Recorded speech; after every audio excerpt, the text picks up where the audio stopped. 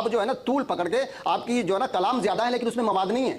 ہمارا صرف چھوٹا سا سوال تھا, قرآن اور حدیث سے سند کا ذکر دکھا دیں کہ عالم کے لیے مناظر کے لیے سند کا ہونا ضروری ہے. اور آقا علیہ الصلوۃ والسلام جو صحابہ کرام کو تبلیغ کے لیے بھیجتے تھے, یا حضور صلی اللہ علیہ وسلم اپنے صحابہ کو جو ہے سند عنایت فرماتے تھے, اور آپ نے حضور صلی اللہ علیہ وسلم کے مباہلے کا ذکر تو کر دیا, لیکن موسیٰ علیہ الصلوۃ والسلام نے جو فرعون سے کیا تھا وہ کیا تھا؟ اگر مناظرہ نہیں تھا تو پھر اس کو کیا کہیں گے, یہ تو کم سے کم بتائیں. ثم نبتہل قبلہ مفتی صاحب نے فرمایا, لیکن اس سے پہلے آیت کریمہ میں لفظ موجود ہے. کیا یہ کہتے ہیں فمن حاجک فیہ من بعد ما جاءک من العلم. جی قبلہ مفتی صاحب حاجک کے معنی واضح کریں. حاج کیا ہے؟ اسی طریقے سے حضرت ابراہیم علیہ السلام کے تعلق سے بھی قرآن مجید میں فرمایا الم تر الی الذی. یا تو آپ ایک منٹ نہیں, دونوں میں سے کوئی بھی بول سکتے, دونوں کی اجازت ہے, میرے معاون ہے, میرے وقت میں بولیں گے, ٹائم ہے بھی. ہاں تو میرا سوال آپ سے صرف یہ, ادھر ادھر نہیں, میں بھاگنے نہیں دوں گا. قرآن اور حدیث سے ثابت کریں کہ سند ضروری ہے, بس میرا یہ سوال ہے, دیگر کتب سے نہیں. بسم اللہ الرحمن الرحیم.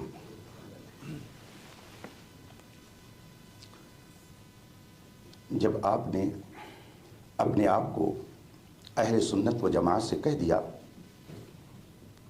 تو اہل سنت کے اصول اور اس کے ضوابط کو ماننا پڑے گا. اصول و ضوابط کو ماننا پڑے گا. اگر ایسا نہیں ہے تو بتائیے, صوفی اسلامک بورڈ کی طرف سے جو اتنی شرطیں لکھ کر کے دی گئی ہیں, کیا یہ قرآن میں ہیں؟ کیا یہ حدیث میں ہیں؟ اگر یہ شرطیں قرآن اور حدیث میں مذکور ہیں تو اس کا حوالہ دے کر کے ہمارے علم میں اضافہ کیا جائے. اس کے اندر کل شرطیں جو ذکر کی گئی ہیں 8 ہیں. 8 شرطیں لکھ کر کے صوفی اسلامک بورڈ کی طرف سے جامعہ بلال کو پہنچی ہیں.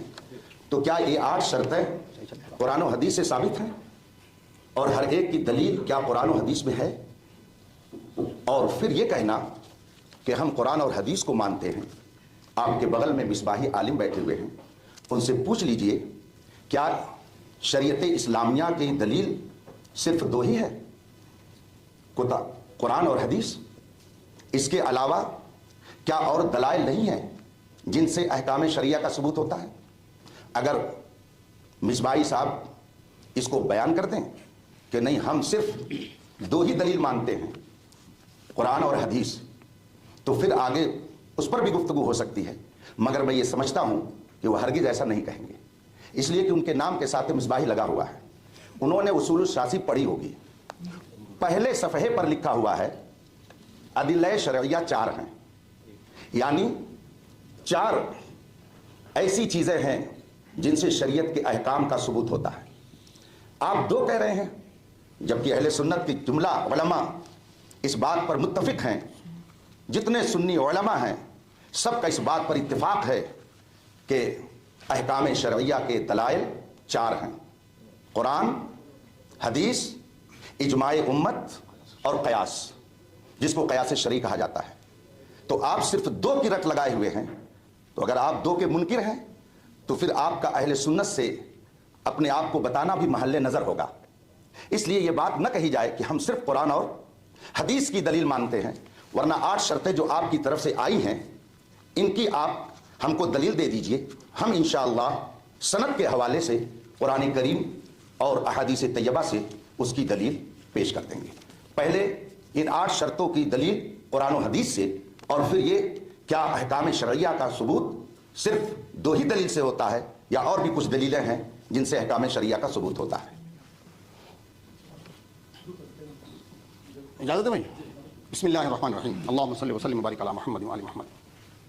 آپ حضرات بخوبی سن رہے ہیں اور یہ آڈیو ویڈیو ریکارڈ بھی ہو رہا ہے. میں نے فریق مخالف سے صرف ایک ہی سوال کیا, بڑا چھوٹا سا, ابھی تو ابتدا عشق ہے, روتا ہے کیا, آگے آگے دیکھیے ہوتا ہے کیا. اول کیا ہے؟ کتاب اللہ. سب سے پہلے کیا چیز ہے؟ کتاب. اور اس کے بعد کیا ہے؟ حدیث. تو جب آپ نہ قرآن سے حدیث پیش کر پا رہے, نہ قرآن سے اپنی بات کو ثابت کر پا رہے ہیں, نہ حدیث سے ثابت کر پا رہے ہیں, تو آپ تو نچلے طبقے پہ جا رہے ہیں. یا تو یوں کہیے کہ میرے بس کی بات نہیں ہے, میں پھر جو ہے نچلے طبقے پہ آ کے بات کرتا ہوں کہ میں قرآن اور حدیث سے جو میں نے بات کہی ہے اس کو ثابت نہیں کر سکتا, پھر بات آگے بڑھ جائے گی. اور اگر واقعی میں آپ قرآن حدیث کو مانتے ہیں اول درجے پر, تو پھر آپ کو یہ ثابت کرنا پڑے گا کہ مناظر کے لیے باسند ہونا ضروری ہے. جی, میرا سوال ہے, جب تک آپ میرے سوال کا جواب نہیں دیں گے میں آگے نہیں بڑھنے دوں گا. قرآن اور حدیث جی, اور یہ جو آپ دلائل دے رہے ہیں نا, عادل اربع کی بات کر رہے ہیں, میں بھی بہت جانتا ہوں, لیکن سب سے پہلے کیا ہے؟ قرآن. بولو بھی قرآن ہے کہ نہیں؟ میں آپ لوگوں سے پوچھتا ہوں, سب سے پہلے نمبر پہ کیا ہے؟ آپ لوگ بتائیے, عالم دین ہے کہ نہیں؟ بتائیے. یہ حال ہے, مطلب قرآن کے لیے کہنے کے لیے تیار. ہاں میں پوچھ رہا ہوں, نہیں پہلے قرآن ہے کہ نہیں؟ آپ ادھر آپ نہ بولے, آپ نہیں بولے, آپ کو بولنے کا مجاز نہیں. خاموش خاموش. تو یا تو مفتی صاحب یہ کہتے ہیں کہ میں قرآن حدیث سے سند کی بات ثابت نہیں کر سکتا, تو پھر میں بات آگے بڑھاتا ہوں, اور اگر ثابت کر سکتے ہیں تو کریں. جی ٹھیک ہے, یہ میرا سوال ہے. بسم اللہ الرحمن الرحیم. بات آپ کی پوری ہو گئی؟ ہاں پوری ہو.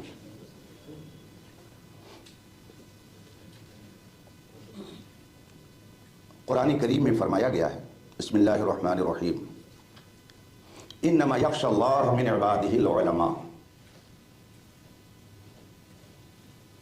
اللہ کا خوف رکھنے والے علماء ہیں.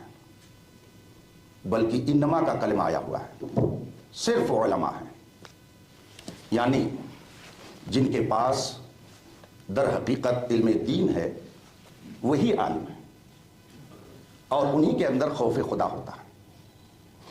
اور دوسری جگہ فرمایا گیا, بسم اللہ الرحمن الرحیم, وعباد الرحمن الذین یمشون فی الارض ہونا.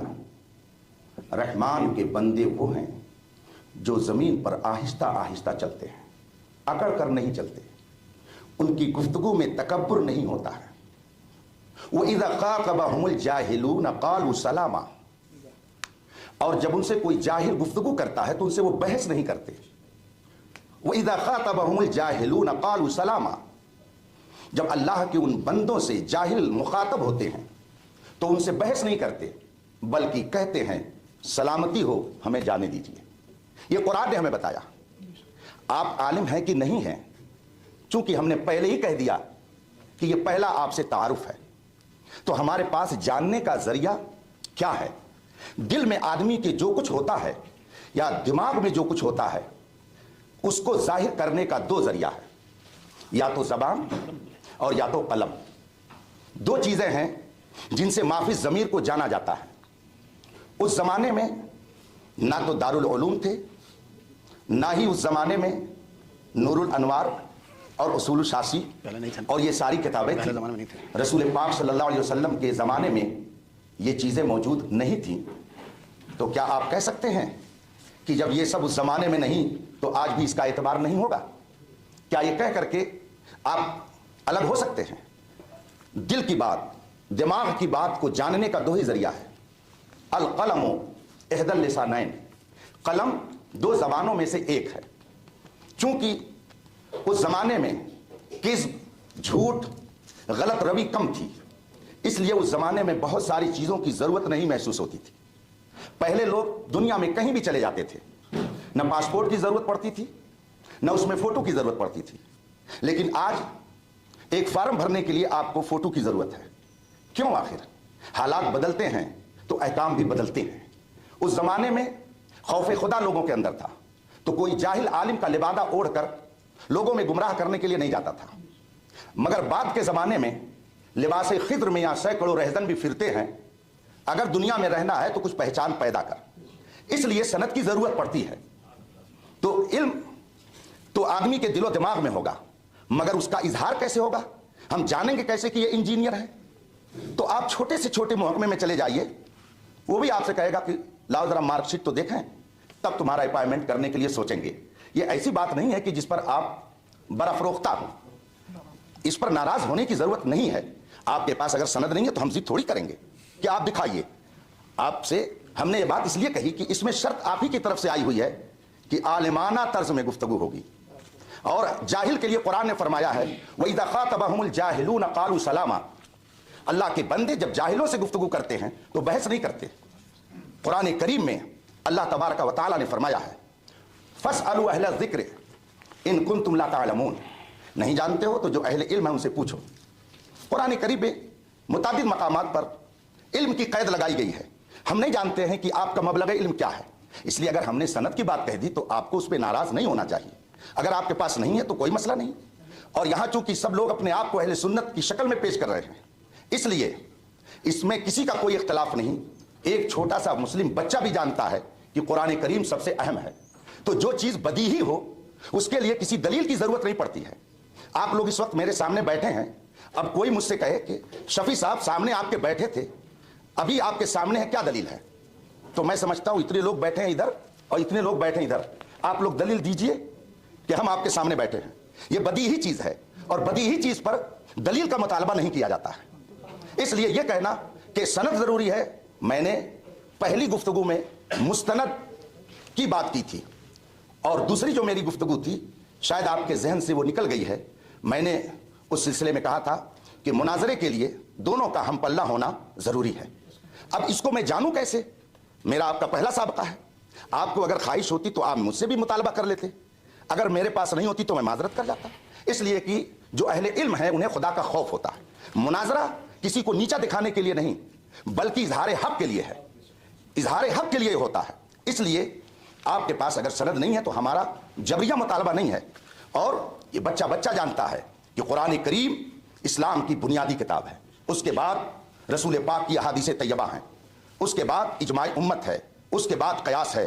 तो जो चीज़ बदीही हो उस पर किसी को कलाम करने की ज़रूरत नहीं होती है। अगर आपके पास कोई ऐसा माकूल जवाब नहीं है तो आप कह सकते हैं कि मैं सनद नहीं लाया या मेरे पास नहीं है। आप मुझसे अगर मुतालबा करेंगे, अगर मेरे पास नहीं रहेगी तो मैं भी माजरत कर लूंगा। मगर चूंकि कुरान का फरमान है कि वइज़ा ख़ातबहुमुल जाहिलून क़ालू सलामा, जाहिलों से जब गुफ्तगू करते हैं अल्लाह के नेक बंदे तो उनसे बहस नहीं करते बल्कि उनसे कहते हैं सलामती हो, हम अपने रास्ते पर और आप अपने रास्ते पर। कुरान ने ये हमको सबक दिया है, इसलिए हमने वो बात कही थी। लेकिन अगर आप उसको नहीं पेश करना चाहते हैं तो मेरा कोई जबरी मुतालबा नहीं है। तो नाज़रीन मोहतरम, आपने देखा कि हज़रत मुफ्ती अख्तर हुसैन अलीमी साहब क़िबला ने किस तरह से इसके सवाल का जवाब दिया। अब हम आगे की वीडियो में आपको ये दिखाएंगे कि जब इससे बार बार सनद के लिए कहा गया कि अगर आप मुस्तनद आलिम दीन हैं तो आप अपनी सनद दिखाइए, जैसा कि मुफ्ती अख्तर हुसैन अलीमी साहब क़िबला भी दिखाएंगे अपने आलिम होने की सनद।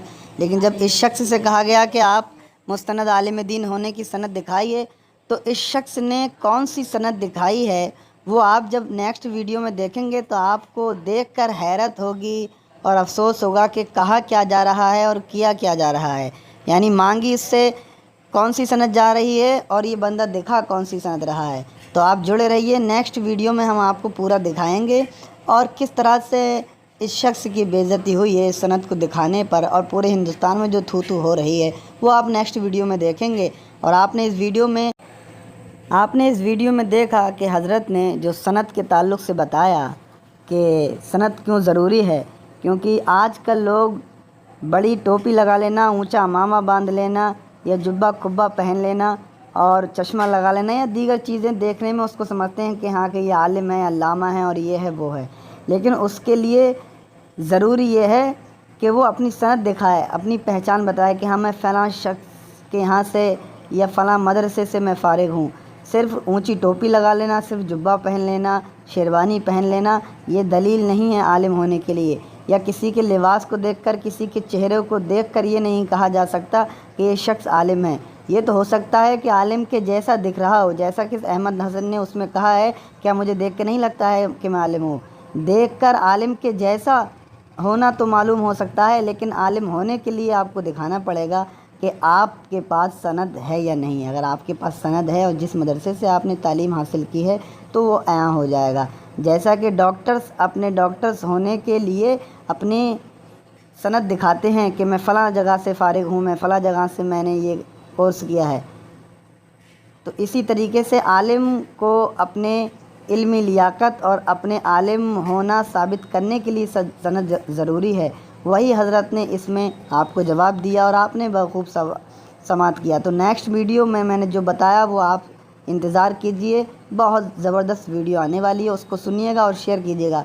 और आप इस शख्स के बारे में क्या कहते हैं जो लगातार मुंह की खा रहा है, कमेंट करके बताइए। अस्सलामु अलैकुम रहमतुल्लाह।